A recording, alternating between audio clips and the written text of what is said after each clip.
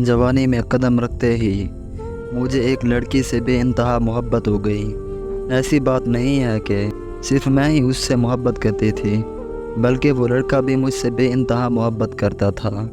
मगर हम दोनों की शादी नामुमकिन थी, क्योंकि वो लड़का पहले से ही शादीशुदा था और मेरा रिश्ता भी बचपन से ही मेरी खाला के बेटे के साथ तय हो चुका था। ये सब जानते हुए भी मैं उसके प्यार में बेहद पागल थी, यहाँ तक कि हम दोनों में जिस्मानी ताल्लुकात कायम हो चुके थे। जब मेरे घर वालों को हमारे बारे में पता चला तो उन्होंने मेरी शादी ज़बरदस्ती मेरी खाला के बेटे के साथ कर दी। शादी के बाद मैं सब कुछ भूल कर अपने शौहर के साथ ठीक रहने की कोशिश करने लगी, लेकिन मेरा शौहर मुझे सख्त नापसंद करता था, क्योंकि वो किसी दूसरी लड़की को पसंद करता था और उसने भी घर वालों के दबाव में आकर शादी कर ली। फिर शादी के 1 साल बाद मेरे शौहर ने मुझे तलाक दे दी। तलाक के बाद वो शादीशुदा लड़का मेरी ज़िंदगी में वापस आ गया और हम दोनों ने आपस में शादी कर ली। हमारी शादी के बाद मेरे शौहर की पहली बीवी मुझे सख्त नापसंद करती थी और ना ही वो मुझे अच्छा समझती थी, इसलिए वो हर वक्त ससुराल वालों से झगड़ा करने लगी और फिर एक दिन उसने मेरे शौहर से तलाक ले ली। वो जाते हुए भी अपने बच्चे मुझे दे गई।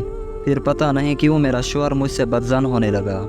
उसका प्यार मेरे लिए ख़त्म हो गया और वो मुझसे सख्त नफ़रत करने लगा, यहाँ तक कि वो मुझे मारने पीटने लगा। मैंने बहुत कोशिश की, मगर वो मेरी बात कोई भी सुनने के लिए और मानने के लिए तैयार नहीं था। उसने मेरी ज़िंदगी एक जहन्नम से भी बदतर बना रखी थी। मैं इतनी डिप्रेशन में रहने लगी कि मैंने कई बार ख़ुदकुशी करने की कोशिश की, क्योंकि मुझे मरने से ज़्यादा जीना तकलीफ़ दे रहा था। फिर न जाने कहाँ से एक लड़का मेरी ज़िंदगी में आ गया। वो मेरी बहुत केयर करने लगा, मेरा बहुत ख्याल रखने लगा। मैं जिस खुशी को तरस गई थी वो मुझे उससे मिलने लगी थी। सिर्फ उस लड़के की वजह से गम से बाहर आ गई और मैंने फिर से जीना शुरू कर दिया।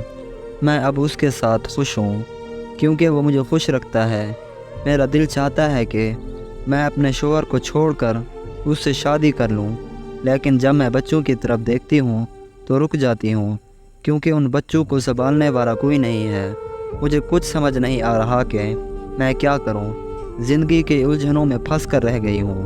न जाने अब ये ज़िंदगी किस तरफ ले जाए, कोई पता नहीं। बस मैं अपने रब से ये दुआ करती हूं कि मुझे सुकून नसीब हो जाए।